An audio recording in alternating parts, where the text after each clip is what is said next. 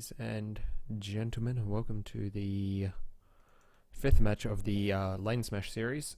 Alrighty everyone, we are 10 minutes out till match start. Hello everyone, welcome to the LaneSmash match between the Juggernaut of Dent and Info of Miller. I am Systems and joined by Jurassic, and we will be your match referees. Timekeeping will be my responsibility and all my decisions regarding the match will be final. This match will consist of two 30-minute rounds with a 15-minute intermission between the rounds, where we will switch sides. Rules for the matching state: vehicles may be pulled from any base in play. The exception is the Galaxy, which can be pulled from the Warp Gate or the designated base. Galaxies must travel through the home base before proceeding to the battle zone. Transports such as Gals, Valks, and Sundies may go up to 1 hex outside the lane of play. Any violation of this rule will result in a penalty of 1 point. There are no further restrictions pertaining to weapons and vehicles. At the end of a round, teams will switch sides and begin preparations for the next round. I will give warning at 5 minutes to and 1 minute before counting down till match start. Participants, please make ready. Alright then, so Graham, what do we think is going to happen today? Hello. So today, this is gonna. These are always interesting matches. I'm interested to see how both teams have evolved since the last time we watched them play. yeah, of course. I think that's always the.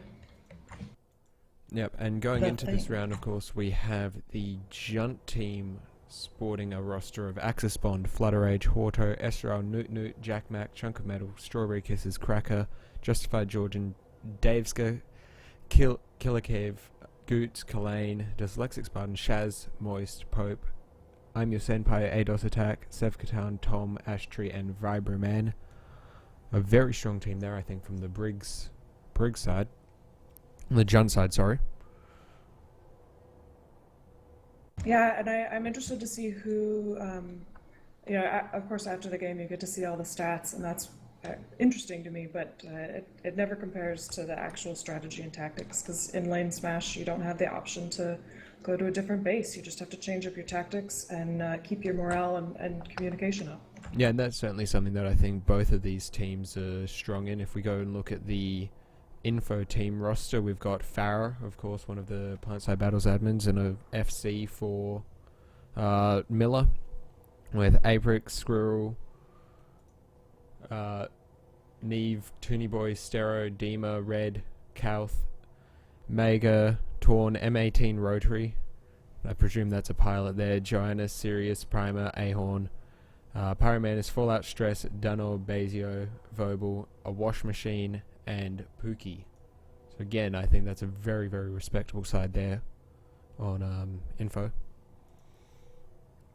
There's no question. I'm not as familiar with these teams as you are, but I know that having played against them in various events, it's gonna be a good competition.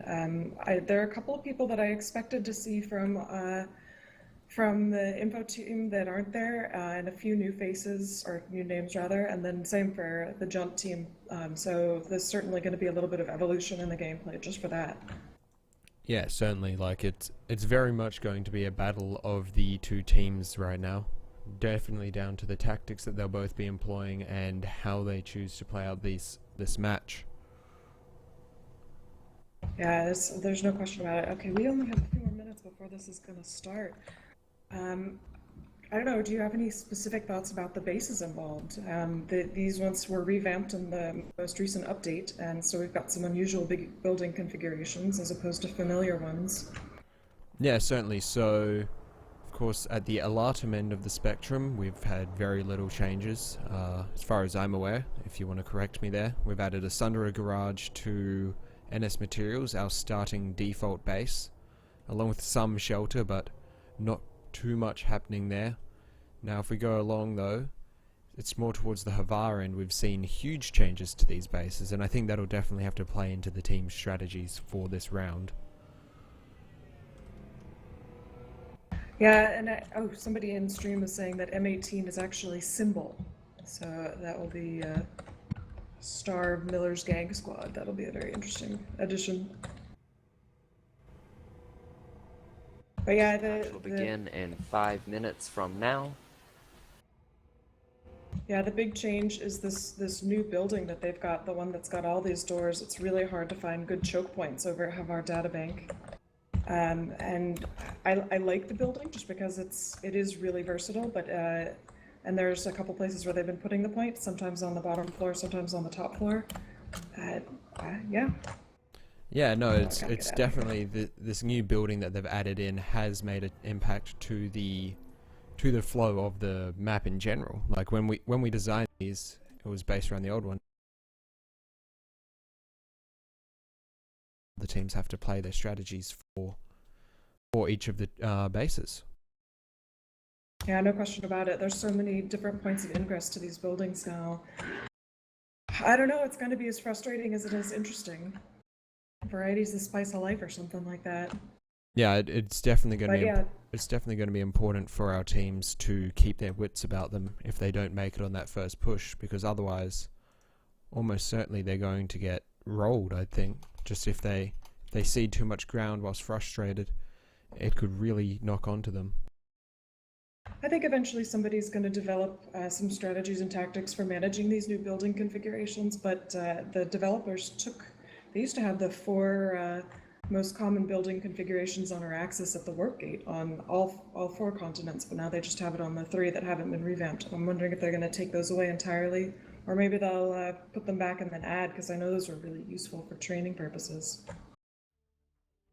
Yeah, it's definitely like it's really that matter of the Swiss cheese bases and those training facilities. Just they made a difference to how the base played out, and without them, it's fundamentally different. Yeah, and I like that they made the revamps, because I think the big complaint about Indar is that it's a stale continent, and it definitely changed it up a little bit, but it's still air-to-ground farmers' paradise. So we'll see if that plays out. And obviously, I'm always interested in vehicle battles, so if we're lucky, we'll see some harasser action. It's a powerful tool if used right. Of course, anything in this game is a powerful tool if you use it correctly. Yeah, well, that's definitely a key part of how this map and how this game in general will play out, is how the teams manage to use the tools they have at their disposal. Of course, this being LaneSmash, they've got access to effectively every weapon and item in the game. We've got very few restrictions, as far as I'm aware, with what teams can and cannot do. Combine your arms, doot doot. Oh, good. So, I mean, the 2 teams that we've got in question, okay, we're pretty close to the start time, so I've got to get ready to start my timer. I've got an unofficial timer going on my stream. I assume you've got one as well. Yes. But the referees are in charge of the actual bona fide time. Yes. So just know that the ones in streams are approximations. Same with scores. If our scores are wrong, the referee scores are final, and any points that the referees say are scored are how it will be. Yep, they are the authority. They get to crack the whip, as it were. But yeah, just so everybody knows, there are 2 streams. You can watch the side-by-side. I'm not sure what the link for that is, but it's I like being able to do this because you get the best seat in the house, and if you get to watch both of them, then you get 2 of the best seats. Hopefully you don't actually fit in 2 seats at the same time, but you never know. Maybe that's more fun. Indeed, maybe it is. Match will begin in 1 minute from now. All right, you heard the man. We've got 1 more minute to engage in some playful banter before the carnage starts. Today we're going to be seeing VS versus TR, so no NC, and that will certainly have a bearing on the weapons that we see, and additionally some of the strats and tactics.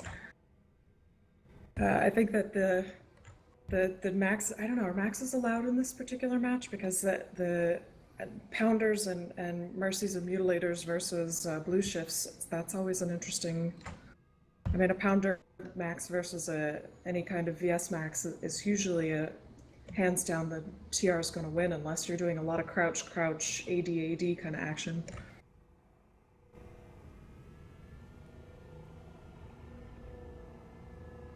Match begins in 10, 9, 8, 7, 6, 5, 4, 3, 2, 1. Match start, match start, match start. All right, here we have it. Uh-oh. Yeah, moving out on the Vanu side right now, we've got a rather substantial armor column, I would say. Like 2 Mag Riders, 3 Sunderers, definitely moving out of our tech plant right now. Oh, along with 2 Harassers. And Alright, I've got Battle Gals, Rep Gals over NS Secure Data. It's always an interesting choice. I haven't ever seen Battle Gals work well in smashes of any kind, so this is certainly unique. We'll see if they stick with that for the entire match. Yeah, well, of course, these 2 Battle Gals are facing off against a large number of sides on the Vanu side. So, definitely we'll have to see how that plays out for them.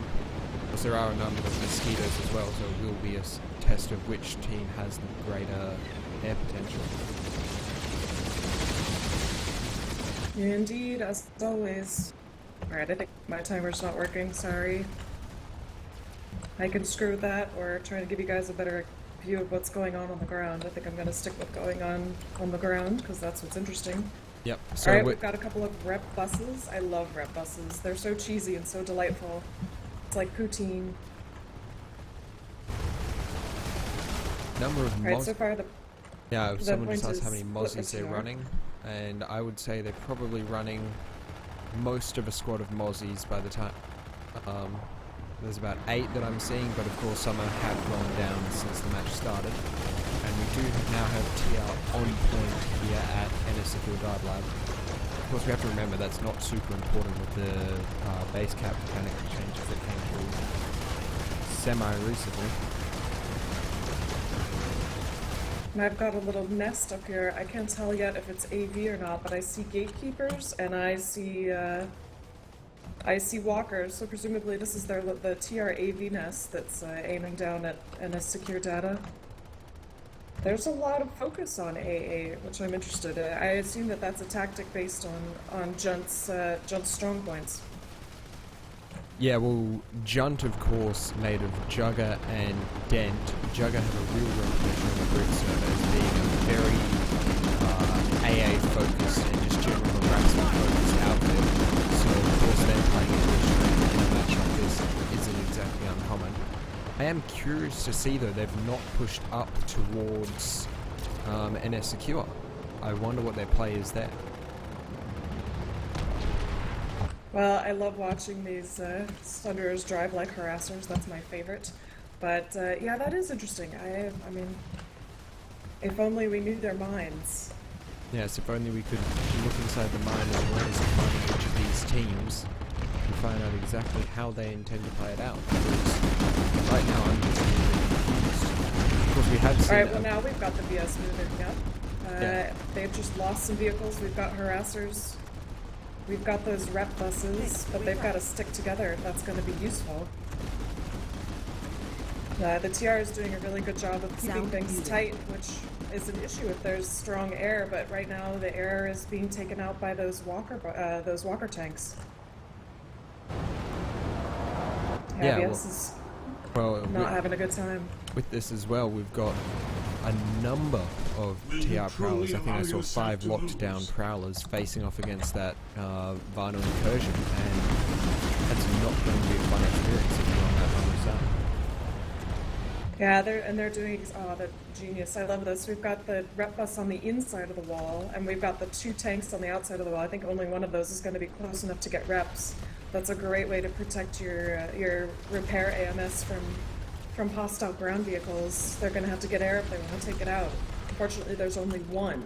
Yep, and we've just seen a Vanu Battle Gal, or Transport Galaxy, going down on the way into the base. Yeah, that's rough. Yeah, that's certainly rough on their part. Alright, I'm seeing this Saron harasser. I don't think he's gonna... Oh, he's done. There's another Saron harasser coming up on this prowler, but I don't know. Personally, I don't usually engage prowlers when I'm harassing, especially when there are 2 of them. Yeah, no, I'm just not quite sure what the JUNT crew is doing here. They're being effectively rolled at this base.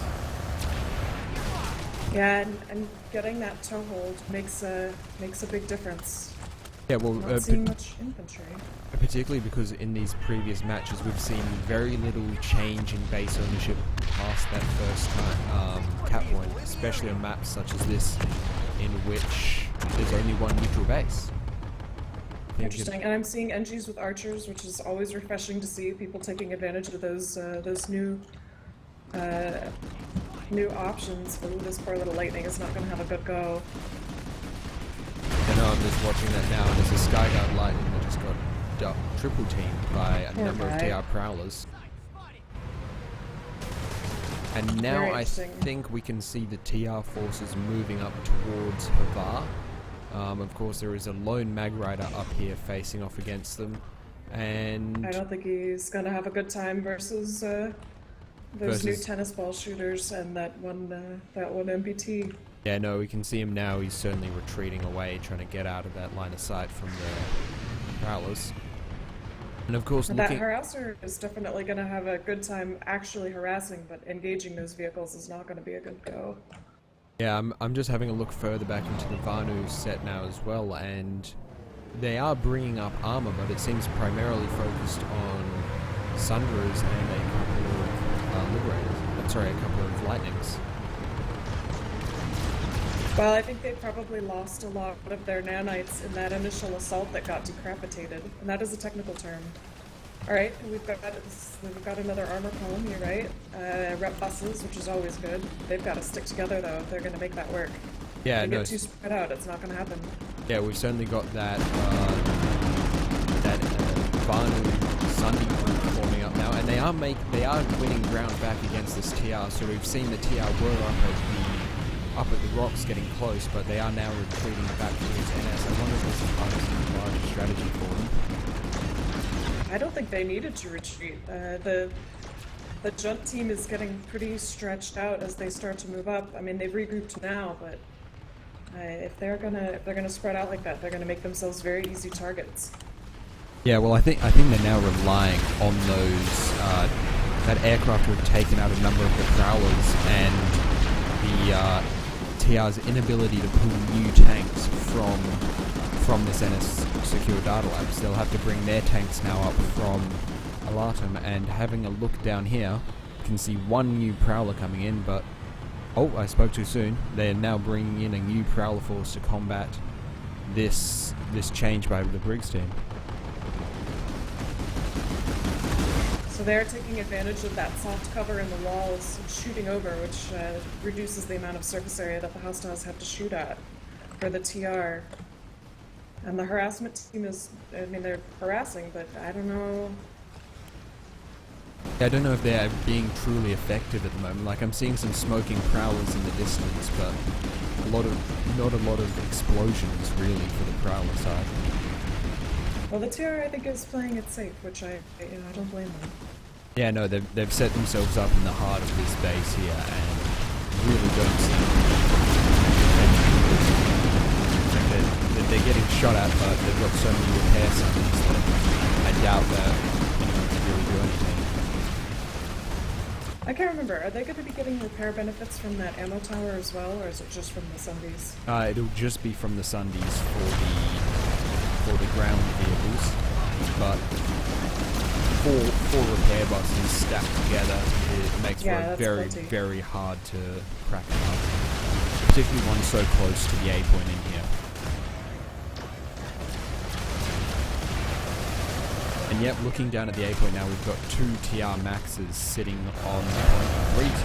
Yes, two Maxes and sitting on that point, just making a meal out of any gun that decide to push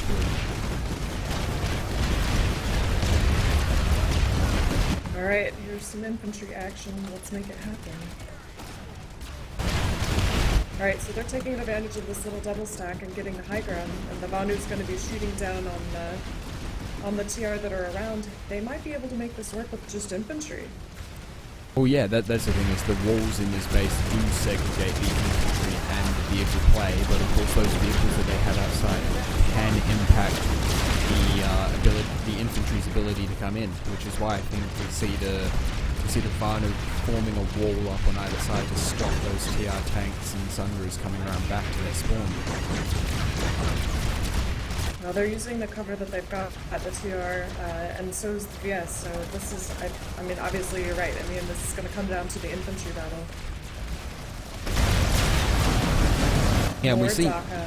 We do see now there is a semi-decent Vanu force that's progressively stacking its way up into the back of this base, but they are very spread out right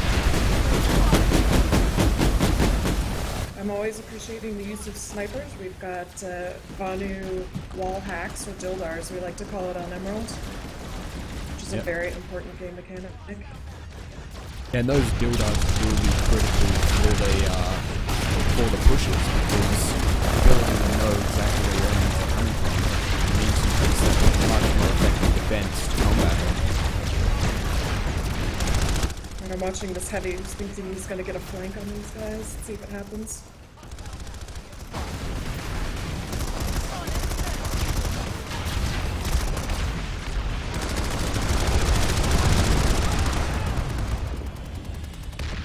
Yeah, well, the TR have been spread out now. Like, if we look at the map, we do see the Vanu forces are more concentrated, whilst the TR is spread over a couple of buildings. But without a push, I don't think that really matters. Well, I'm also seeing the TR medics playing it safe. They're really doing what medics should do, which is letting the heavies take care of the hostiles and you know, clearing up any debris, as it were, when you've got a problem. Because anybody who's you know, just defeated a heavy is probably not going to be particularly high on health. Okay, we've got a lull in the fighting. Yeah, I'm just taking a look around live? back now to where the Vanu spawn is, and there's no one coming off that. So obviously they're doing something in terms of grouping up, but just can't see what the play is. Well, we've got a Vanu Liberator floating around. I can't. Is that a Zephyr? Yeah, he's going for the point. I am smelling what they're stepping in.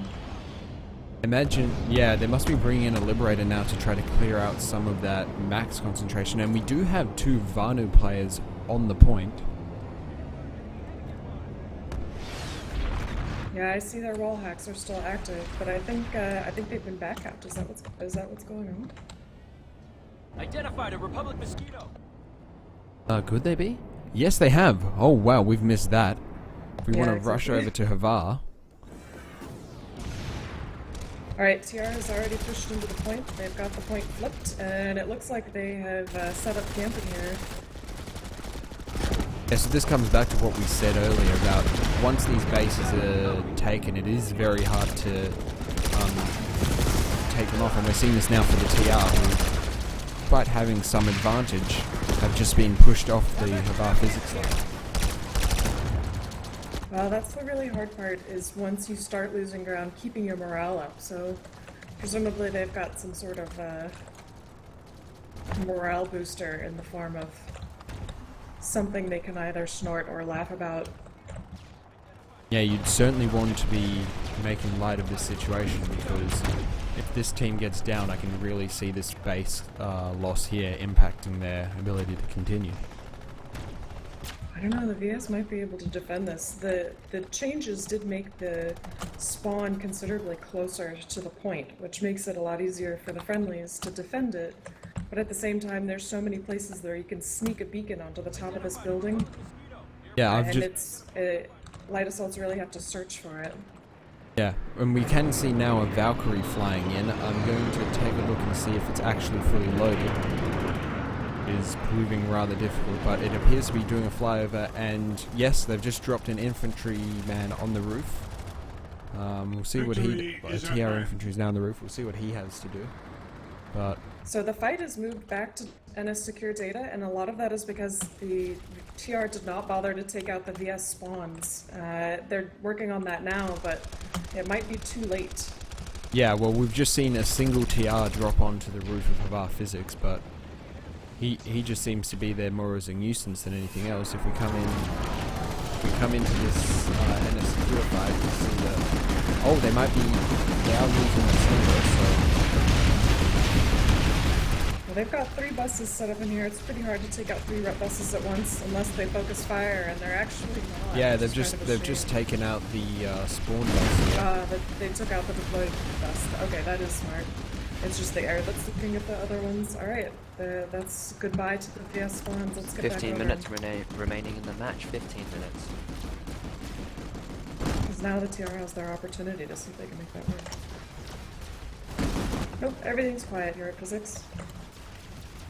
Yeah, that's what Except we're for that seeing right one now. lonely Is there's a TR huge distance physically between these two bases, and that is showing in how long it's taking for the teams to move between them. Like, Alright, so they're flipping here at Havar Physics. We've got a nice little battle here on the point. The VS have the high ground, but the TR are flipping the point by actually being where they're supposed to be. Oh, it's not flipping yet. Maybe it's contested. Do we have some sneaky infos over here? I believe so. Way to We've go, just seen a Hattie. couple of Vanu push in from that spawn side into the back of the TR force that was here. Oh, we've got a Pounder Max. Oh, nope, this is Mercy Max. Yep, but Alright, let's those see guys. if we can get some EMPs in here and take care of those remaining. Oh, there's the EMP. I would say though that the infantry being on the top's not really helping them, given that the captain's down here, and now they're finally moving. They're now finally moving everyone down. But this has given the Vanu time to regroup and come back at them. Yeah, I'm interested to see it because the force multipliers are certainly coming from the TR side. We're going to want to start seeing those force multipliers from VS if they're going to be able to counter these Mercy Maxes. Yeah, well, we can see a Vanu Max coming in now, but really, Oh, I yeah. think they'll need more than that. The kind of composition that we're coming in from INI and in your post. Alright, so that Max just lost his NG. This particular Lobster Max does not look like he has... Oh, he does have a dedicated NG, but he's busy with his Archer trying to take out that Max. Oh, don't take it, it's a bad res. Yeah, so I'm just heading down where I'm seeing these TR come from right now, and we can of course see that they've got a Sundera set up right hard at the base of this long bridge, so really if the Vanu can get outside here, I think it'll just become a shooting gallery. I don't know how big the no deploy zone is for this particular base, because I haven't fought here that much, but if that's where it is, what a shame. That they have to park that far back. Oh, they've got a stealth bus, and they've put it not in the garage, thank goodness, or else I would have to slap somebody. Yeah, well, still we're just looking out here, and we're seeing TR sitting outside being shot at by Vanu sitting inside, and of course there's a beacon on the roof, but really I don't think that's going to be too big a play for a group that's holding the inside so effectively as it is. Yeah, I mean, they are, but I don't know. We do have Okay, a I mean- Vanu... They're doing it. We have a Vanu Galaxy flying in now. 2 Vanu Galaxies coming in very wide around the back of the base here. Well, they've already located that TR spawn. I've got one scythe on it trying to take it out, 2 scythes taking it out. So that's not going to last much longer. The TR is going to have to figure out their spawn logistics if they're going to get back in this building. Certainly, and that's where we Oh, come it's to a bad again res. Don't take it. oh, we've got another TR bus coming in now, but oh, it certainly comes back to that point of the distance between these two bases is so great. Like, it takes a decent amount of time for our teams to be moving their spawns between these, and now if we follow this TR1, really they are going to take quite some time with the route that they have to take to get around these shields. And in fact, they've just flipped their spawn coming in, so they've reset their ability to pull in, and I think that'll really play into the advantage of JUNT here. They've just taken out their spawn at Physics Lab. Alright, well the TR's got themselves a spawn back at NS Secure Data, but there's not going to be any action here until VS can clean everything up. Well, of course, but without those spawns, I think JUNT's decided that they are now confident enough to push up these two galaxies that are both fairly loaded. They've got probably 10 people coming up against a wall of mosquitoes. They just lost one. I hope they got those people out beforehand. No, so I saw that come up on my kill feed, and they just lost 6 of their 10 people to the galaxy explosions. That's 10 minutes remaining in the well match. for 10 them. minutes We remaining. do have one. Oh, nope. These are all TR on point, so. Oh, I hope they change the noise back for the Basilisk. I'm not a big fan of the new one. Ah, we do have a beacon. We've got Did we get a It's beacon? not We got gonna a last Vanu long. beacon in here, but of course that's only for one team and it's just been destroyed.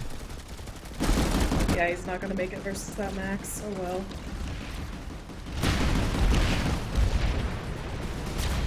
I do like the use of snipers, but they're doing mostly CQC. I think they'd be a lot more effective in terms of throwing the TR off balance if they decided to sacrifice one infantryman and made him a real sniper. Oh yeah, certainly. Like we've seen a number of CQC snipers from our JUNT group here, but no really distant snipers that are picking on the. And we've just seen them take out the TR spawn at the back of NS Secure, and they're now on the point here at NS Secure. In fact, or they were up until the TR pushed in with Maxes and took them We've off. got one more light assault. Is he there? Yep. Oh, he's about to be toast. Sorry, buddy. Yep, and we've just got that Secure Where are again they on coming NS from? Secure. They've got a spawn. Oh no, he got out of his tank. That guy's not gonna last long either. What a shame. They've got to group up if they're gonna make it happen. Oh, he got back in his tank. Run away! Okay, the VS are bringing in 2-3 more buses. Let's see if they make it. Yep, of gonna have to course, stick from that close. other side now we've got a large contingent of TR heavy assaults and anti-vehicle groups pushing in, so I don't really believe this is going to be too successful for JUNT unless they can take out that Max and its support.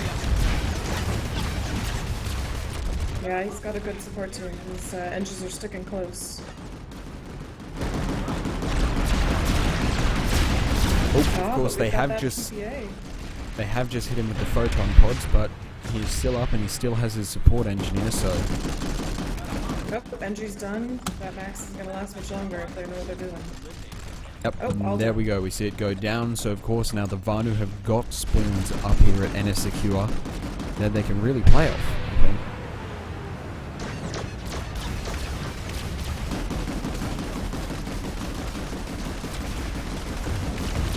If we look up, yes, we do now have a reasonably large Vanu force making a push relative to the number of TR.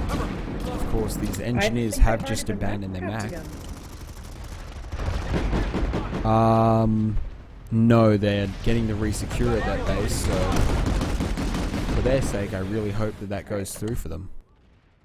Looking at that population split, 3 seconds, 2 seconds, 1 second, and they have got it, so they are now There we go. contesting up here, and it'll be about how quickly Info can respond to this play.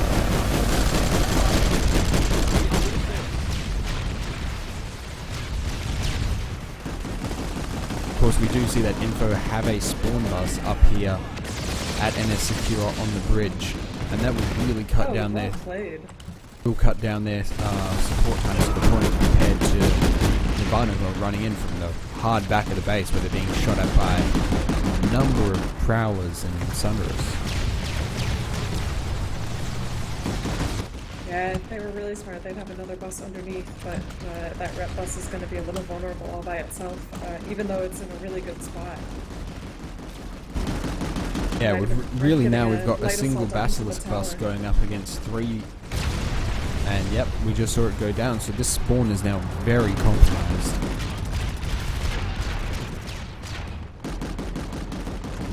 Yep, they're going to lose that one as well. We've got those sites coming in to try and take out the threat, but they're not going to be able to do it in time. There's just too many rep buses, and they're not focusing their fire. Yeah, and we it's still do have BS in the base. it's again looking at that point, we see the Vanu are still in the base, but the TR making full use of that close spawn sunderer to really get on their nerves and stop them from making any real plays.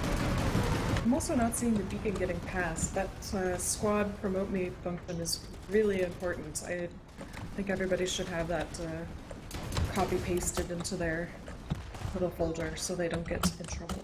Definitely, we're Right, we seeing go. very low usage of beacons in this match. Like I've seen probably 2 from the Vanu and they're the same 5 again minutes from the remaining TR. in the match. 5 minutes. Alright, 5 minutes left, so this is going to come down to a secure data fight.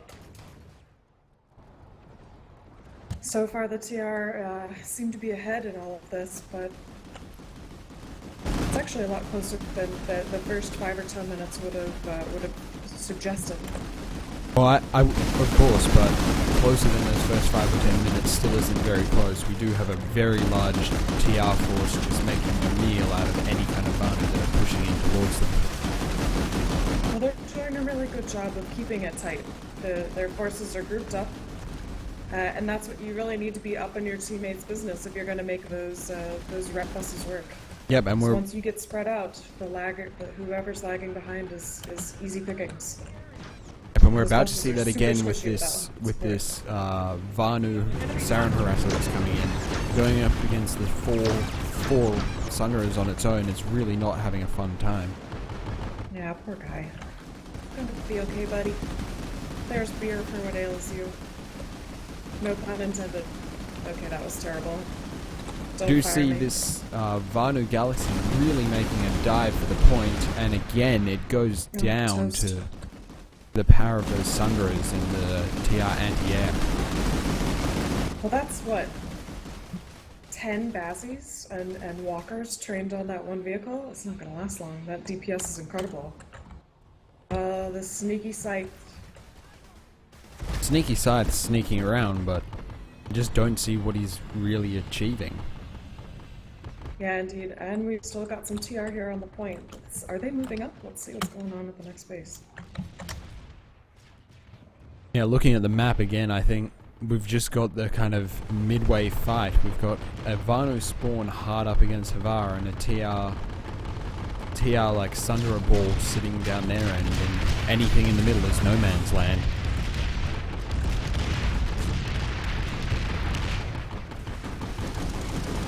Yeah, we've got these buses just straggling one at a time.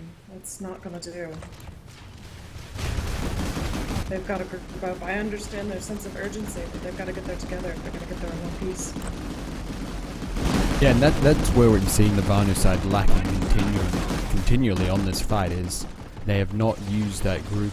They've not used their groups really. They've very much been a drawn out and spaced out force, and it shows constantly when they have one by one being picked off. Well, TR is moving up slowly. I think they're being more cautious than they need to be. Yeah, really, like, seeing what we can see, if these 4 buses pushed up, they would essentially find themselves going up against no resistance all the way down to Havar.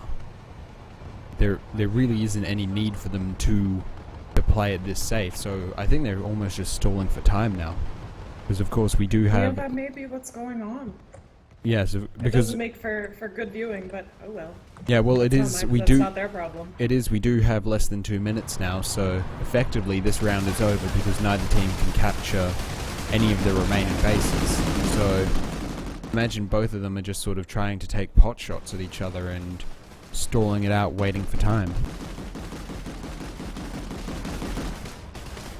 I've got this lone infiltrator looking for a gun that isn't manned, but they all are. Which is exactly how it should be. Oh, yep. And they're just taking pot shots at those last 2 sites.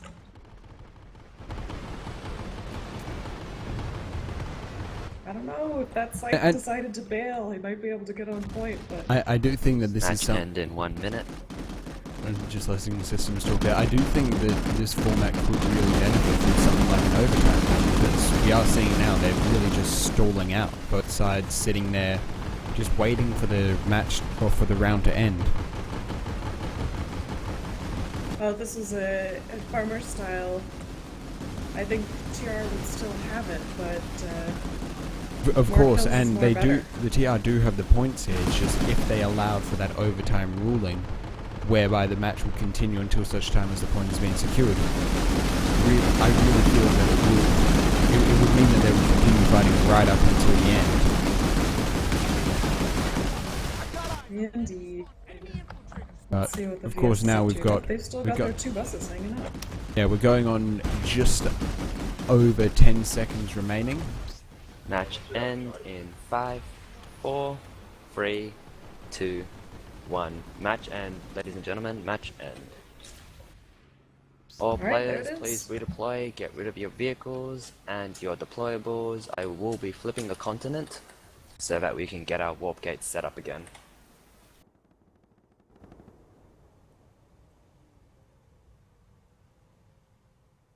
Alright, I'm gonna mess with my chrono so that it's the right color. So yep, we're now in our 15-minute break period, really. Sitting here waiting for both teams to resupply all their resources and get reset up for the next round.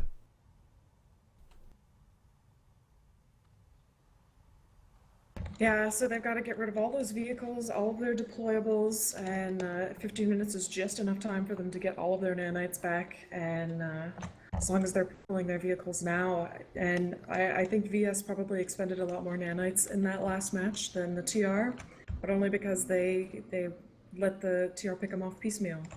Are they switching factions for this next go? Or are they just switching bases? And we have just, of course, seen that they will be switching ends. So, switching ends of the playing field. Alrighty. Of course, I do now need to reset my script a little bit because the systems flipped it just before the script ended or timed out. So, if you would just bear with me for a moment. Yeah, I've got my timer set, so, but, we've got to update those scores.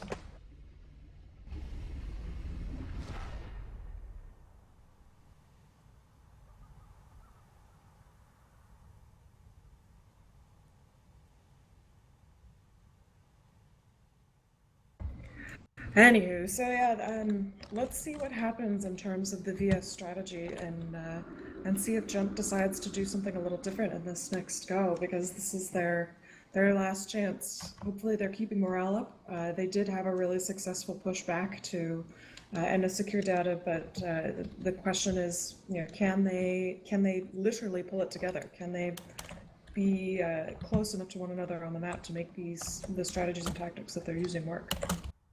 Because I don't think their approach was bad. They weren't as organized as they could have been. There was no glaring flaw in their plan. It's just Map has been assembled. they really didn't play Players, it you may now proceed to your home as well base. as they could have. That is now for the JUNT team, Ellerton Biolab, and for the Info team, Havartech Plant. We've got one So of course lone we've bus now that'll probably despawn as soon as its owner pulls another. I'm gonna head over to the Biolab and start there if you wanna. Yep, I will make my way back down to the other end, and I'm gonna stare off into space though, so we don't accidentally give the opposing team a view of the composition. Oh.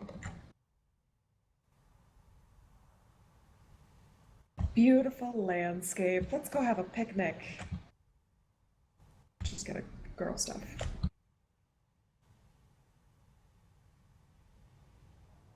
Oh, goodness. getting a real view All I of can that hear is PlanetSide lights 2 floating around. landscape. It makes for good desktop action. Certainly it does. So just Contrary to bringing it back popular now and belief, looking. Esamir is not a snow continent. It's a salt continent. Just in case there's any confusion about that, though. Of course, and now if we take a look back at this team roster, we do of course see we go back and we see the breakdown, and you can see that there is certainly more diversity in the INO or the info/UFO team than the JUNT one, which does lead us to believe that potentially JUNT is having some more issues when it comes to dividing, because we did see a number of times they would have a very small group off doing its own thing, and potentially could that be the outfits dividing along their own ways? You know, I certainly see that both in live play and in smashes, where groups that are comfortable with one another tend to stick together and tend to work together better. But especially with the mid-size outfit, I don't see that as much. So I don't know how big these outfits are on live. They're both about the same size and are both... Oh, Jugger is bigger. It sits about 80 members, and Dent is somewhat smaller. But it's certainly it's a very Jugger-heavy team relative to the number of Dent players. And given how we saw groups of 4 and 3 off doing their own thing, I really do think that it could be a case of those Dent and Jugger players aren't working quite so well together in their teams. Because they're definitely... That they're may off have a lot been more. as intended. We don't know. But I'm gonna ask when we do those interviews. Yeah, no, it will certainly be interesting to find out just how these teams divvied up, because we did see differences in how they played that opening leg. Yeah, indeed. And there's certain classes that, you know, it's intended for them to go off by themselves, but when it comes to heavies, they need to be sticking with their medics and their NGs, and the maxes have to be sticking with their teammates as well. You know, if you've got dedicated snipers and or infiltrators, they're not necessarily supposed to be with their teammates. So this we won't know if this is by design or if it's just a natural property of how the team is grouped up until afterwards. So we've got a little while left, and we've got about 9 more minutes until the next half of the match starts. So for the viewership, it's time to go pet your wife, hug your kids, give your dog a treat or something, get yourself a beer, and take that bio break. And we're just going to engage in some playful banter until this Until next such half time. starts. Yeah, I'm just reading Twitch chat here, and of course, people are asking about the rules for the team makeups. Of course, they can be made of a number of outfits plus 3 potential ringers that each team is allowed to pick. So they're allowed to take members from different outfits outside the outfits that make up the majority of the team. Of course, Well, that your was... chat's probably more interesting than mine, so I'm a little jelly, I admit it. Well, feel free to come over here and see what they're all saying, but essentially it is... We've got 8 minutes left now until that next round goes through, and we're really just sitting here waiting for those guys to get their act together. Well, presumably they're getting a good pep talk. They're going to puff themselves up to look larger and more intimidating, bust out their colorful language for yell chat, and wave their feather dusters around, whatever it takes. Whatever it takes, really, yeah. Because I really want to see if JUNT changes up their tactics this time, changes up so that they're on that NS secure point quicker. Because that was certainly something that Info did last time, where they were on that point first and they did not let go. They really did take their sweet time. I'm interested to see, or at least to hear what the rationale was. But the post rundown is definitely going to be very informative when they get to watch these streams and hear the commentary from those of us who have the best seats in the house. Yeah, certainly. Like we're wildly speculating here, so it's definitely going to be a case of, did we speculate right as to how these teams were playing their strategies, or were we just completely off the mark? Are they secretly much smarter than we gave them credit for?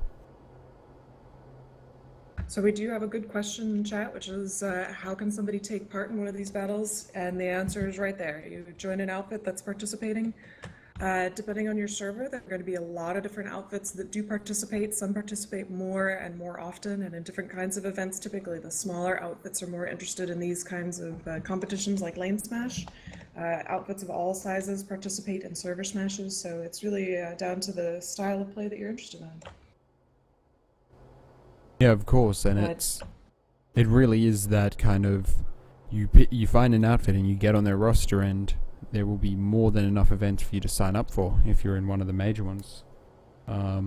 Thanks, Laserface. So the other thing that I think is really interesting about this particular match, and I don't know if it's an inherent property of Indar or if it's just the outfits that are playing, because we've seen groups from both of these two rosters playing in Smashes, LaneSmash specifically before, but this was primarily a vehicle battle. And compared with some of the previous Smashes, they were more air or more infantry heavy. So I'm curious, as somebody from who's more familiar with these outfits, what was your thought on that? Is JUNT, is this a property of JUNT's participation or just JUNT do have a number of very good vehicle players in their outfit there, and they had a number of 5 people minutes that till match participated. start. 5 minutes till match start. They did have I a will number of provide a people that 1 minute timer participated. and 10-second countdown. Damn it, systems. They did have a number of people that participated in the short-lived armor side battles. That allowed for teams to participate in that fashion with armor versus armor. So it has always been part of JUNT's strategy to really use those vehicles, but I think it's also just the way that this map set out. Of course, we saw there is a huge gap between that NS Materials base and the entrance of Havar. Indeed. Oh goodness. Nothing like a little chat to brighten your day. You guys are hilarious. Anyway, so yeah, obviously this is going to be a totally different match from the previous half, just because assuming these guys are as bright as we've seen them in previous matches, they're going to change up their strategy and make it work for them. But let's see if the TR bring the same fervor that they brought to the last one and match whatever the VS decide to change up. Yeah, no, that'll be the real thing, is how do the team's strategies change up now that they've seen how the other team plays in this first round. Of course, they have switched ends of the battlefield, with JUNT now leaving from the Alatum Biolab and the Info team leading from Havar, but I believe there really is still some things that they can have learnt from that previous match. Yeah, I mean, the base configuration does make a difference, especially depending on where the redeploy zones are. But you can't nerf teamwork, and as long as they're passing beacons, which I hope to see more of that from both VS and TR in this half, and using those spawn logistics effectively, the vehicle battle won't matter as much if they double down and make sure that their combined arms are truly, I don't know what a good word is. Truly They're combined? bringing it. Yeah, truly combined. I like that. Well played. Combine their combined arms so that they're truly combined. Really, that's what they need to be doing, and passing that beacon is part of that. Making sure that they know that they're using those spawns at the right times. Squad promote me, people. That thing is so valuable. All you have to do is press a button, and whoever is asking for the beacon gets it, and they can jam it right up some Max's tailpipe if need be. That's a real thing. Maxes have tailpipes. They're not actually infantry, they're just vehicles with infantry-like mobility. Don't forget it, young Zerglings. And as always, the true battle is fought in Yell, but you can't really see it because that's where the scoreboard is. I'm not seeing a whole lot of Yell chat action. I kind of wish there was, but a girl can dream. Yeah, I imagine a lot of the teams are very much focused on their infantry play and aren't really finding the time. It's kind of unfortunate, really. Of course, Yeah, reading back It this. is what it is. Yeah, we do have Twitch chat though, who've been hailing Hydra and disowning me so far. So, of course, that's great fun. What's happening over there? Oh goodness, I've got somebody asking why teammates are allowed to kill each other, and I think that's one of the great mechanics of this game, which is just that you do have friendly fire, and while it does afford opportunities to troll, which nobody really enjoys, it does require you to be responsible about your gameplay. When there's no friendly fire, you don't have to, let up to not shoot your buddy in the head. Yeah, and we saw. Yeah, we certainly saw that with some of the 1 minute nade. till match start. With some of the grenade and explosive throws, the teams really had to think about who was there before they were able to just blanket a point in explosives. Like we saw a couple of times, there'd be someone that came in for an attack pass, and you'd find, Sorry, there's too many of our friendlies there. We can't really take a shot at them. Dusk on Indar. How beautiful. All right. Anywho, so yeah, that's exactly the case. And the number of times that I've been drop potted by a friendly, or rocketed in the backside by a friendly, it makes you think twice. And I know plenty of people who say, I'm not going to stop shooting if you run in front of my turret. And sometimes that's the way to go, and sometimes it's not. It really depends on what you're up to. Match starts in 10, 9, 8, 7, 6, 5, 4, 3, 2, 1. Match start, match start. Okay, so looking at this Yep. TR team that's rolling out this time, they are very heavily Prowler focused. We can see 1, 2, 3, 4, 5, 6, 7, 8, 9, 10 even Prowlers coming out with only a couple of Sunderers in support, and effectively no or very limited Air Force this time.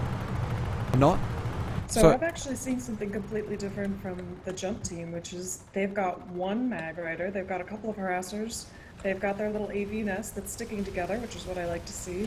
They've got a cloaked bus that's selected. Oh, where did they go? I've lost the cloaked bus, but they had a cloaked bus that's getting up near the point.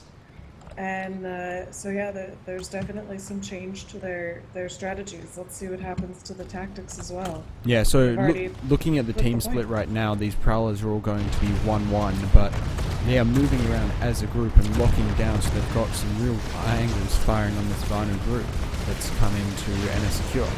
And of course, going over to the point here, we do see that Vanu have taken the early cap. Of course, nothing really matters for that first 2 minutes, as the TR can come in and steal that for themselves with no penalty.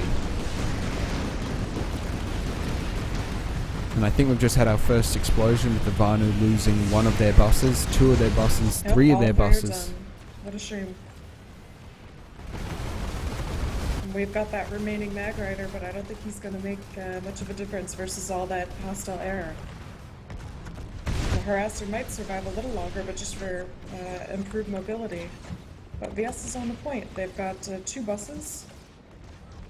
They've got their deploy shield bus inside, and then I don't know where that code bus went, but hopefully they've gotten a good spawn. I'm looking for it, but not seeing it. Yeah, no, it's certainly hiding around. Oh, there we are. I can see it because I'm on the Vanu hand. So this JUNT Sunderer is sitting just off to the side, fairly close to the point, you can see, but really, I don't think it'll last long once this Prowler group comes in. And of course, the TR Sunderers are now moving in and getting very close to that base on their own.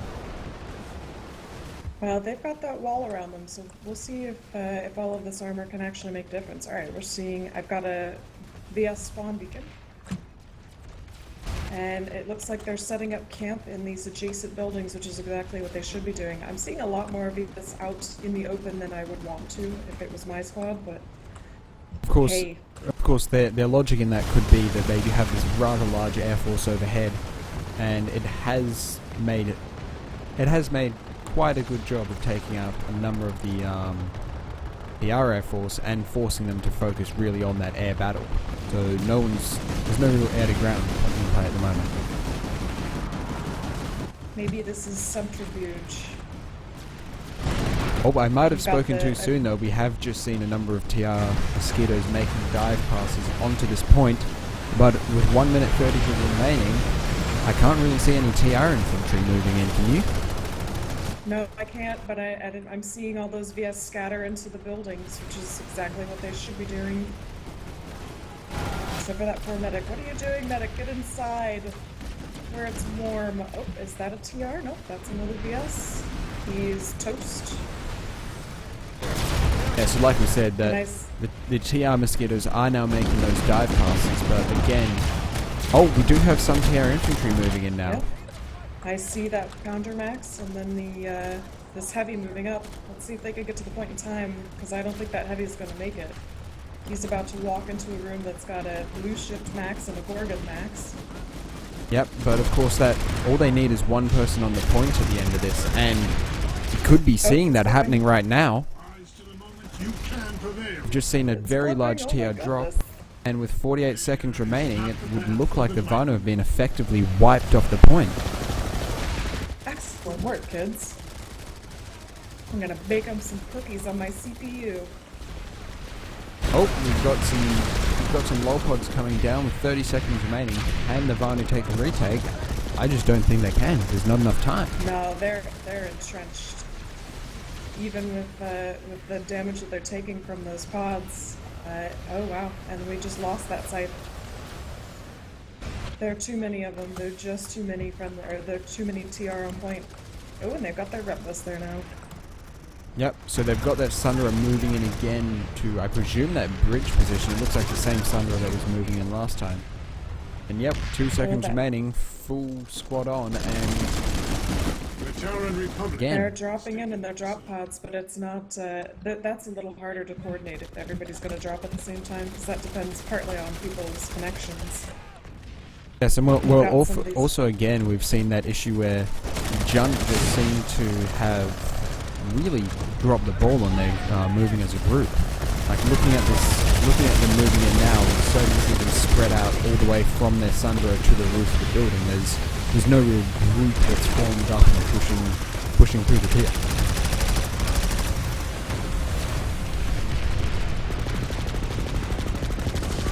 Alright, well the VS are keeping the high ground, but it's not going to get them onto the point when it matters. Now I'm curious to see if the TR has sent somebody to the adjacent base. Because I want to see if that point is flipping yet.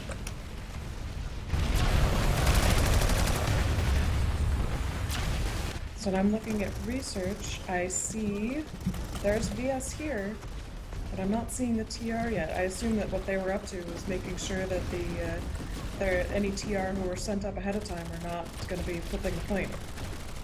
Oh, this poor lonely VS. Hey buddy, it's okay. I'm here with you. Here in spirit, because of course we're floating around like little omnipotent beings. And yeah, looking over here, again we've got that long distance making it very, very difficult for our two teams to push together. And as night falls, I imagine that aiming some of those tanks is going to become harder. Because both teams are playing. Well, picking TR made a big difference. See if they're using night vision and thermals. I'm so Interruptosaurus Rex though. Hear me roar. Yeah, just looking at this point though, the TR are definitely still sitting on this point, just defending it from all of the Vano pushes that are coming in, and really that's going to be a big loss on Vano's part, because they will effectively now need to take 2 bases to win back the points that they've lost or ceded. Yeah, Eladom still looks secure, and I see I've got 2 lightning tanks, a Maggie, and a boss moving up. Yeah, that's what I'm looking at too now, but just the TR force that they're going up against is made of 4 Mag Riders and 2 Prowlers. Oh, 5 Mag Riders. 5 Sundras, 2 Prowlers. So. Yeah, that lockdown is really valuable on a place as open and spread out as Zindar. And we've certainly seen the TR make use of it. Yeah, I love which tanks. They're wonderfully mobile, but they're not quite as useful.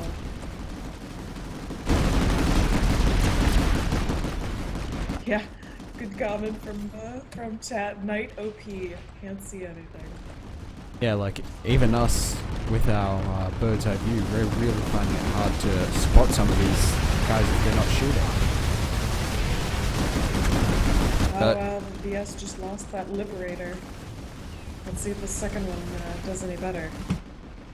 Oh, he's solo living. Interesting. That's certainly an interesting tactic for something like this. We do see a large, like this VS group is forming up and moving their way around, very wide of the base, really. That tracer fire. Well, the Maggie's moving up, but he's going to need the support of his teammates if this is going to happen. Alright, We've got a 3rd VS bus moving up. What kind is this one? Alright, we've got a deploy shield bus coming up with these 2 rep buses. So potentially we So- could be seeing a Vanu move onto the point then, you think? I hope so. I mean, that's what's going to keep this interesting for our viewers. And with just over 20 minutes remaining, we are starting to see the telltale marks of a fight over this base forming, but it really will come down to can the Vanu keep these spawns up at the other end of this fight, which they just don't seem to be able to against this Prowler group. Well, they've made a very interesting choice in terms of their, in terms of spawning that bus. It's very close to the TR spawn. They're going to have to cross that TR spawn and open themselves up to a lot of potential fire from the TR, which is starting right about now. Yeah, those Prowlers are of course getting much more ballsy as they're picking off these Sunderers one by one, and they're really just knocking them back. Like we can see one of the Sunderers right now retreating as far back as it can to get away from that Prowler fire. The deployed one, of so course, the just VS are goes trying to down. make their way over to the point from there, but it's just, oh, okay, better idea. They're pulling their own buses from that native spawn. They flipped it. Yeah, of course, See if they it can does actually appear to get be. It does appear that it's about to go down, and that one, yep. So they've just lost that spawn, that vehicle spawn, with only 2 Sunderers pulled, and both of which are still very much lurking around that same region. But they've not used them to make an actual He's spawn. stuck.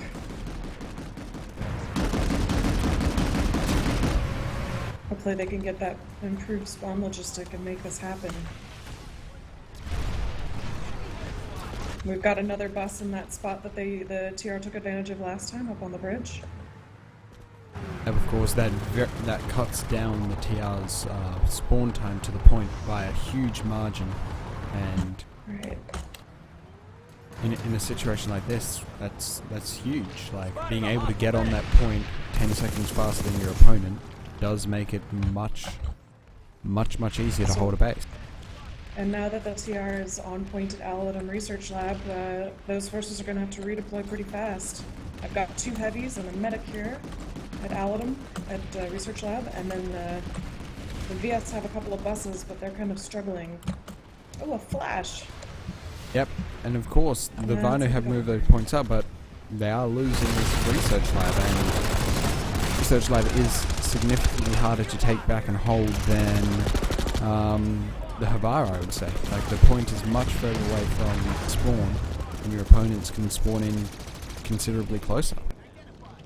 Yeah, and I hate that building configuration. The square building, we call it a shit shack, or a kill box, depending on which outfit you're running with on Emerald.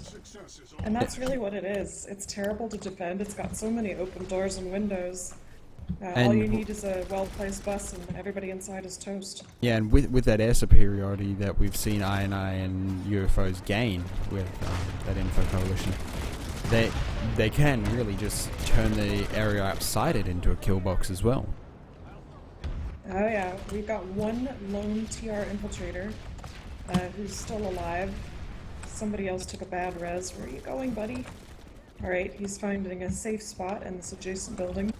Of course, the Vanu have taken it back and they are securing it, but will they be able to capitalize on that up at Secura? And I think the answer is no. Like, there is currently no Vanu spawns up in that direction. Of course, we see a number of TR Sunderers sitting far west of Alatum Research. Oh, and that VS Liberator is done just tank busting the bus that's in that little bridge. But he's not going to last, and we've already got some of these rep Sunderers in to repair it. I know, Alright, the TR are looking at the way regrouping and that pushing up. looking at the way the Vanu are laying themselves out now, it definitely looks like they're focusing more on a defense pattern rather than trying to push up and being ballsy, trying to take back that base that they've lost. So we're asking for a recap of the match so far. We've seen some very tightly coordinated play from the TR. Info is doing a really good job of keeping their buses and their tanks close together, taking advantage of those lockdown tanks.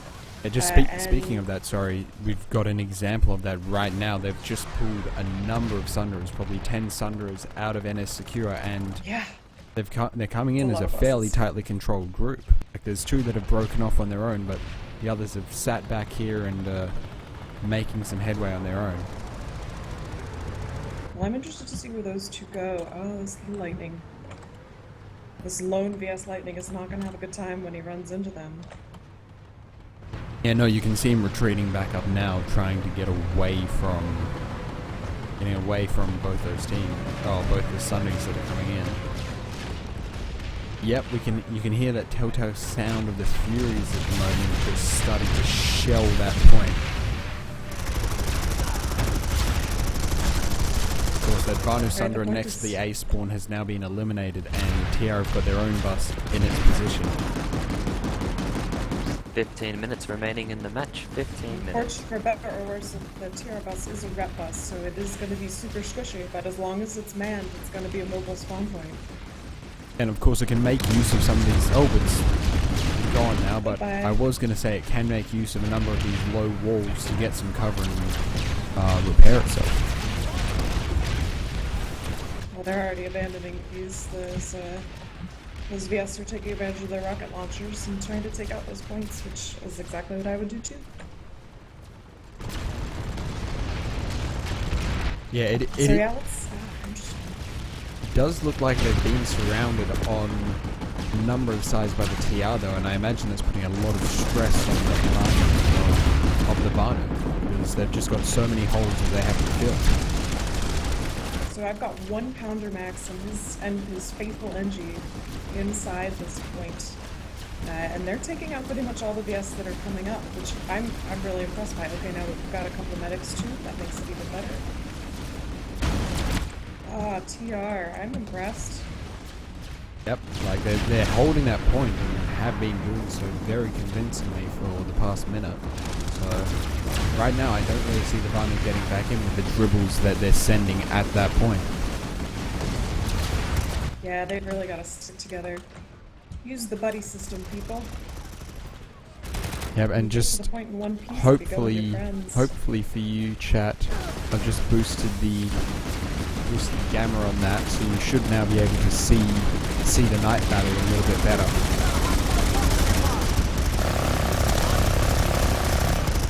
I've got my brightness all the way up and I still can't see too well.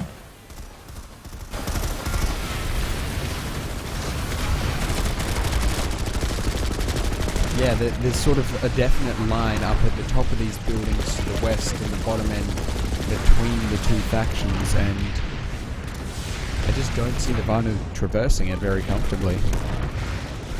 Yeah, I think if they group up and commit, it's gonna happen. Oh, hello, brave infiltrator. So sorry about your face. Oh, your buddy might make it in there. Yeah, that's not a fun idea. Yeah, well, I was about to say it looks like the Vanu could be able to make a fight here, but popping inside this point, you see almost all of that info team sitting inside on the point. Yeah, they're not just having a tea party either. They're shooting out on those entry points, and they're not standing in the doorways either. I mean, occasionally they are, but yeah, no, I mean they're progressively being surrounded by this JUNT crew. But the question is, can JUNT shoot in the minute that they have remaining?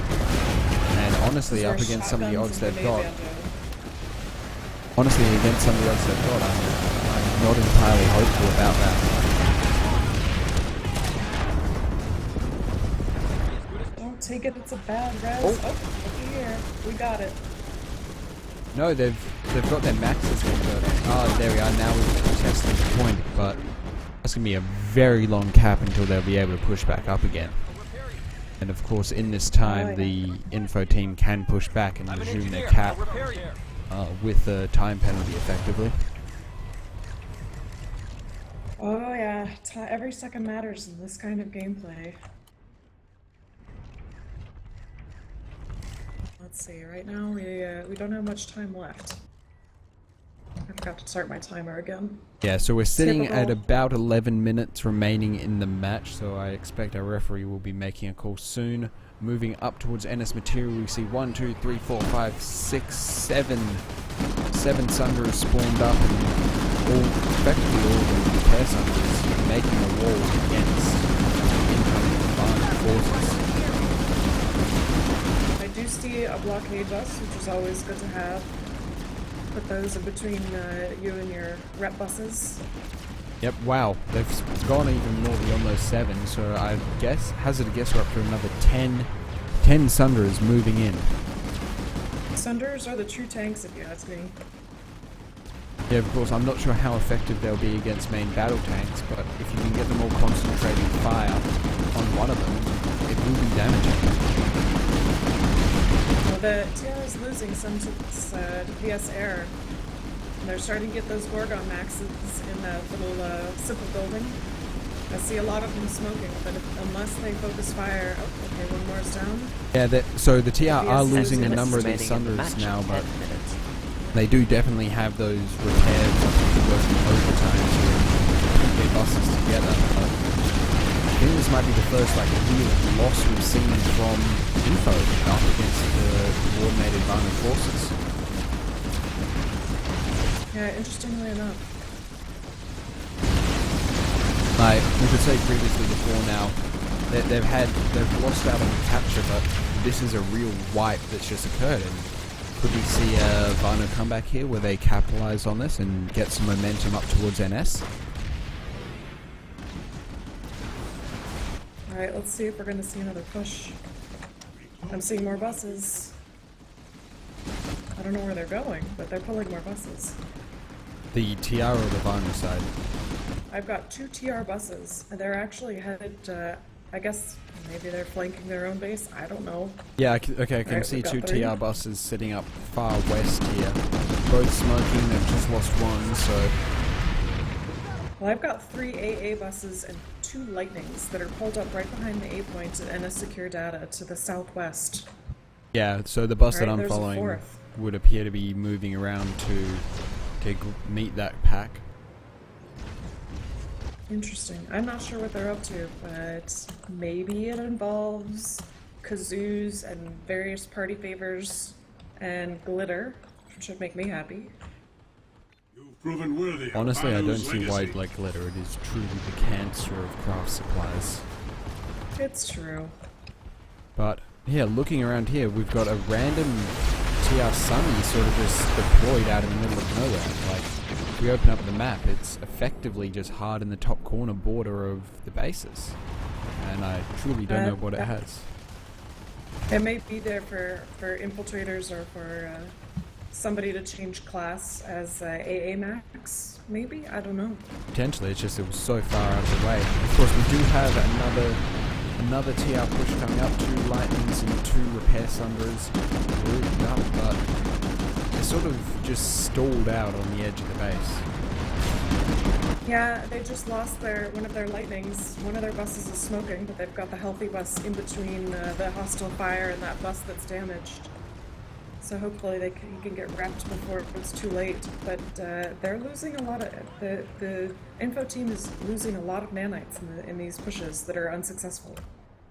But Yeah, of course, as you and- say, the VS would have to take 2 bases in order to win the match. Yeah, which is of course impossible now, so we can effectively say that Info has won the match, but it is a question of by how much. Can JUNT make a play and win back 1 set of points and close the margin? We still have 1 base turret that's available for use, but nobody's manning it just yet. The other one's been taken out. I love the new mechanics for the base turrets, unless they're shooting at me. Alright, we've got some TR heading up to the point, and it looks like they're gonna flip it. Except that they're... nope, they're not back out. It's me. I'm NC. Yeah, no, so we've got both of these teams have now pushed their way onto the point, and I don't know, really the biggest play that can happen now is the TR side, the info team can get a real proper hold on this point and push in. Yeah, Sundays are certainly like grenades or candy. You can spawn a lot of them, but at some point you realize you've got a tummy ache when your nanites run out. Alright, the VS, they've got a lone heavy and his buddy medic who's doing actually a great job of not standing in the doorway. Let's see how long this lasts. Oh, that's Cool. looking... Of course, remembering that both of our teams here are playing on very high pings, so as they push these corners, they will have slight advantages, and I think that's where the defensive plays aren't working so well for them. There's effectively a huge effective difference between when one of the players is entering the room and when everyone else sees them enter. Yeah, but it also gives you that disadvantage when you're trying to get around a corner to get away, and so the attackers and the defenders both have the advantage and the disadvantage of lag. You just have to know how to play it, and I assume that BRIGGS and Europe both know how to do that. 5 minutes till match end. 5 minutes till match end. Yep, so we've seen that in the Right. past in service smashes as well, where both these teams know how to capitalize on their pings and make those pushes, and you can see it now as the VS team stacks up, hopefully I'd say, to try to make a push and save this point. Alright, so the TR is moving up. Oh, light assaults with shotguns. Heck yeah. Yep, so we bit just of saw grenade ammo action. that A point get absolutely smoked, and finally pushing in, of course, with 4 minutes and 15 seconds remaining. The Viners really only need to stall the point for 30 seconds in order to effectively lock the match as it is. I'll start repair. I can repair that. So this does mean that, it's slightly less that they're going to be losing by, but unfortunately, JUNT is not going to be able to make it happen. Yeah, no, the scores that we see now are now the scores that the match will finish on. It is now just a question of how these teams will do in these final minutes when it comes to shooting at each other and doing who's really the dominant side there.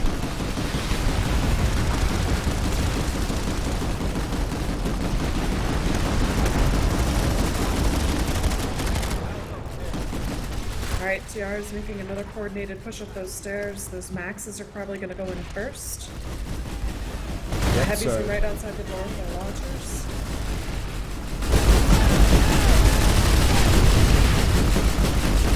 Fun, of course, a number of maxes at this point and not really spend their resources on the Sunders like the TR have.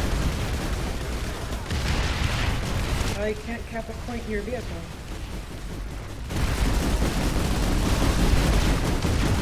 Alright, yeah, the VS are pretty entrenched. I don't know if the TR are going to be able to take it back in any reasonable amount of time. Yeah, no, so looking at our time differences now, this base is locked in with 2 minutes 40 remaining on the countdown.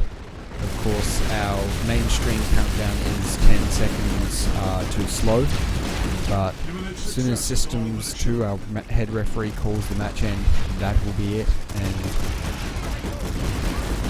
yeah, I think we'll certainly have some questions from both leaders on their tactics during this match, because there's a number of curious things I really would like to know about.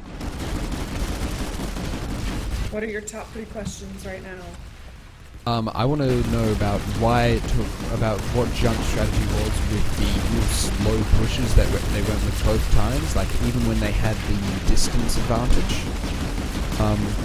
Along with just their strategy in terms of not, like, why they weren't grouping up so much, because that's really something that we saw on that TR side. You've proven worthy of Hanu's legacy. Well, it could have been lag. You never know. Just kidding. Oh, these poor guys taking naps. They're really tuckered out, aren't they? Yeah, no. Those explosions on the outside now are really taking it out of the guys on the outside, I think. With 1 minute 20 remaining, it has just become a full-on let's shoot each other for as long as we can. Of course, my question to you would then be, what are your questions that you're going to be asking to the captains as they come back in now? I'm actually really curious to see how the allocation of resources in terms of nanites played out 1 minute till match end. in terms of their selection of MBTs over Sunderos and harassers. Because there were harassers in the beginning, but that usage dwindled, certainly for the TR. I don't think I saw any. Yeah, no, I there saw were only a one, couple maybe on the- two at the start. Oh, one now. Oh, never mind. We've got a... Is it a Marauder harasser? No, it's a Fury It's a harasser. Fury harasser, and it's just been hit by a tank mine, but it's still up and it's still hooning about. Oh, poor... no, not the harasser. The Marauder is probably my favorite AI weapon in the game, and they opted for the Fury instead, which I understand. But I didn't see any VS armor to take. And the Marauder is certainly useful versus Maxes, so I don't know. Interesting choice. Match end in 5, 4, 3, 2, 1.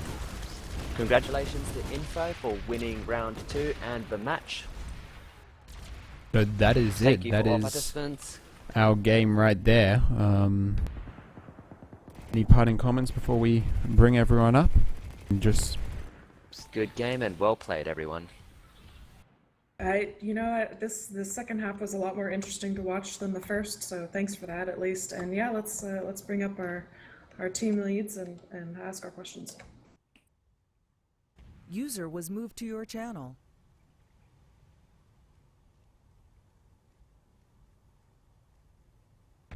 Axis and I expect it will be Farah. User was moved to your channel.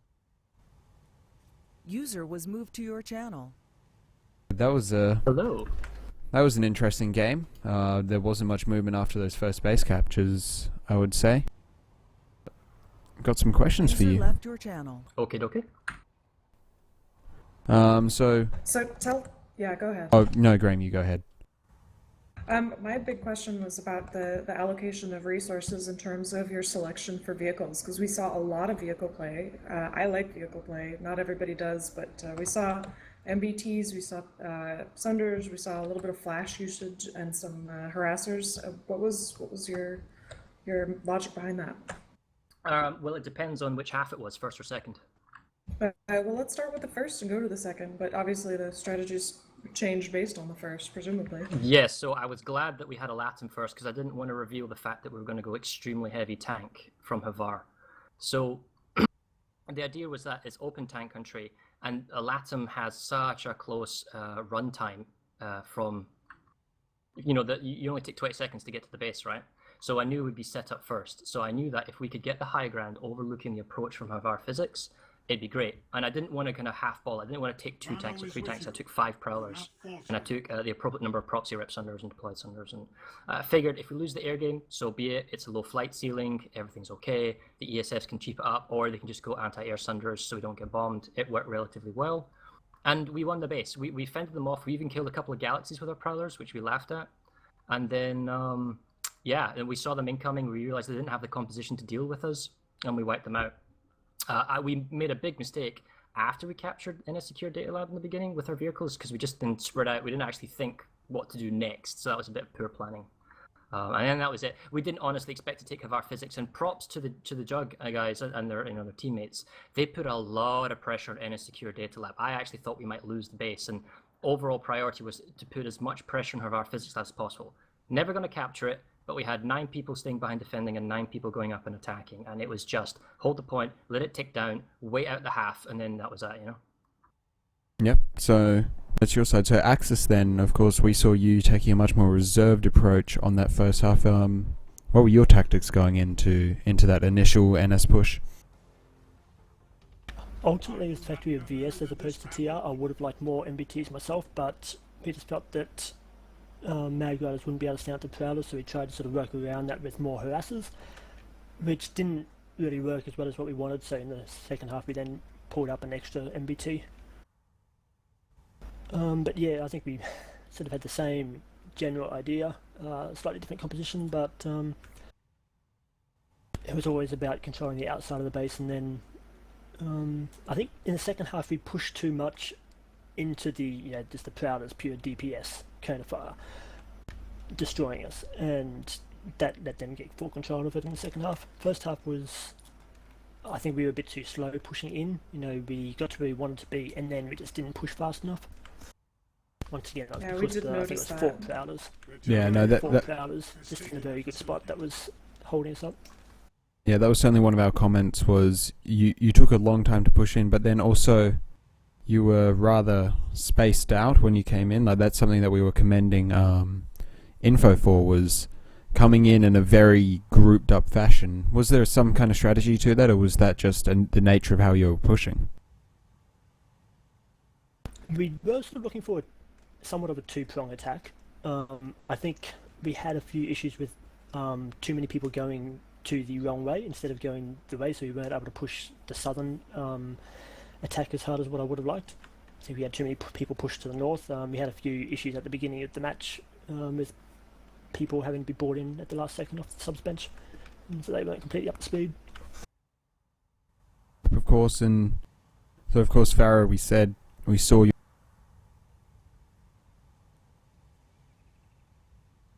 coming in as a unit as often as you could. Yeah, so on the second half, we knew that we would never get to any secure data first. It's just such a long travel time. So my thinking was, you got about 3 options, or 4 options. You could Hail Mary User drop, joined your which channel. maybe they were doing with their galaxies, I don't know. You could go for the vehicle terminal and secure data, but that's a gamble that they just destroy it. You could go for the vehicle terminal after research and come up behind them, but that's a gamble. Plus, you wouldn't be having the free vehicles at the beginning, because nanite conversation is really, really important. So I figured, right, suck it, we'll just go with 9 Prowlers. So we had 9 Prowlers and 4 Proxy Reps unders, and then about 11 ESFs. And the idea was just, we kept 2 behind, keeping the high ground, but we had 7 Prowlers being aggressive. And then as soon as we made contact, I just screamed out, form a line, Proxy Reps unders behind, nail them. And then it was just a slowly advancing firepower, and it worked. And the intention was, we won't be there first, but we'll take over the base around the 3-minute marker on the cap. Yeah, and that's certainly what we saw, was with that cap mechanic that'll let you steal a base cap on that neutral base.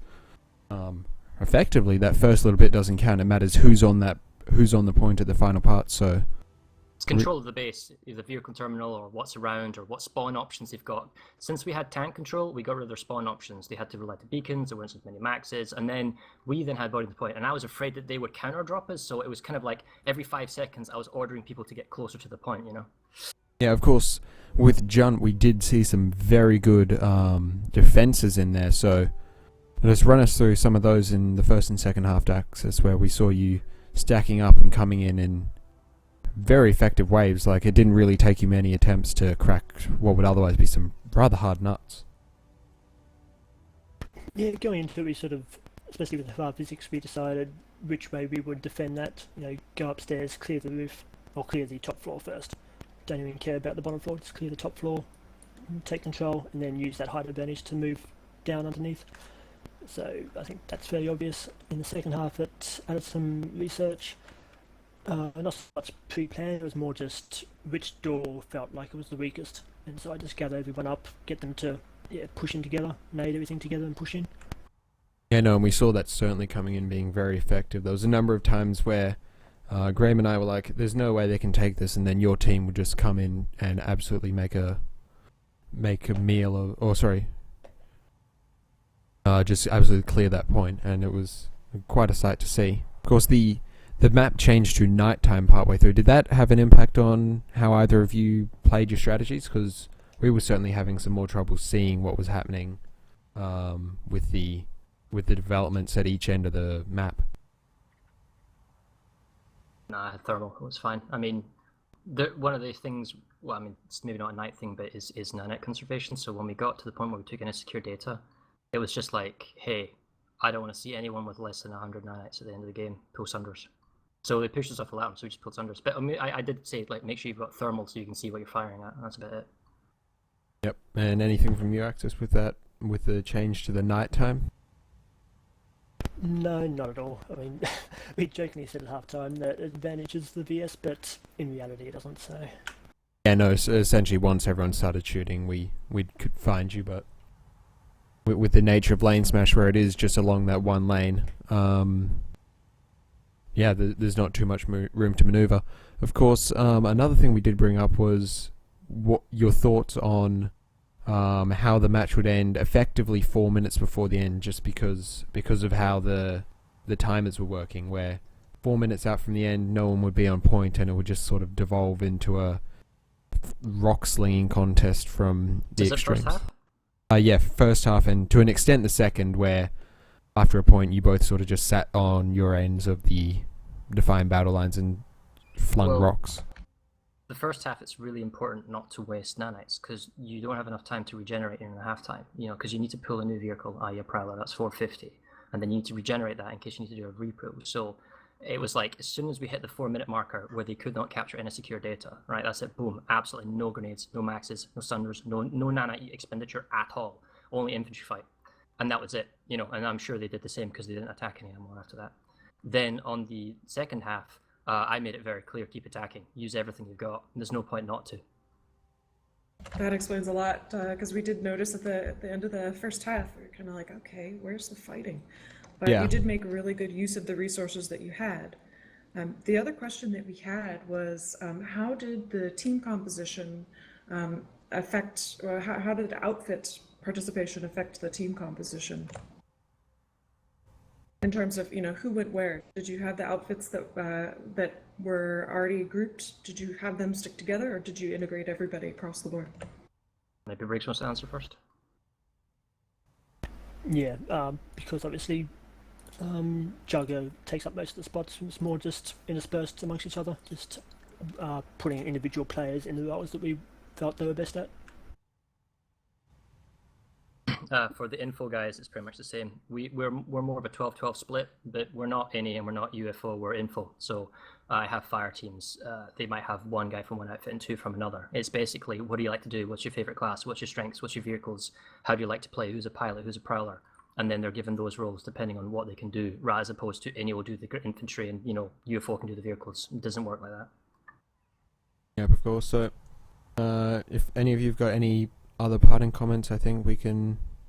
Yep, I got All one, okay? sorry. This is a mad shout out to Mad Kosovan, who's currently getting well in hospital. He's probably watching the stream, so cheers to you, dude, and the UFO. Mad Kosovan, yeah. So that's he knows who he is. He's getting better in hospital, so we're just shouting it to him. Here's a win for you, bro. Yep. Right on, and well played, everybody. Thanks for coming out.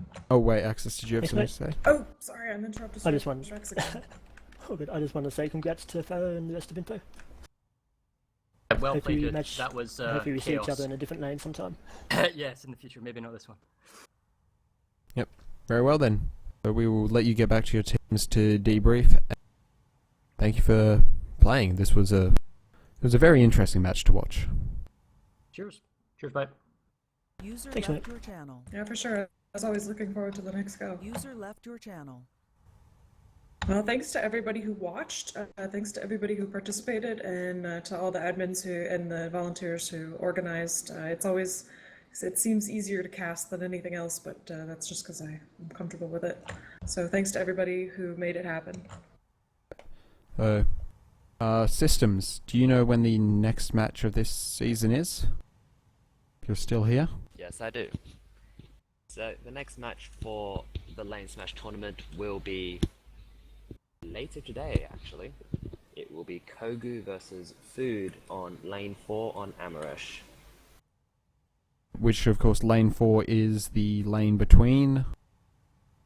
The lane between Crux headquarters and Crux mining operation, going via Amaresh ARX reserve. Alright then, so tune in for that later, everyone. I'm sure there'll be a different casting team for that, as I'll be asleep and so will Systems. So PSB in general will see you again then, and thank you for watching. Yep. For those that may be curious, that match will be happening on 19 UTC. That's in about less than 6 hours now. Yep. So, There's hope you also a guys tune server into that. smash this evening as well, Oh yes, or we've got... later today. Yes, we've got the Emerald v Emerald Service Smash that's coming up. So, certainly a number of matches coming up today, and make sure you tune in for all of them. This is Graham and myself, and by extension Systems signing off. Thank you.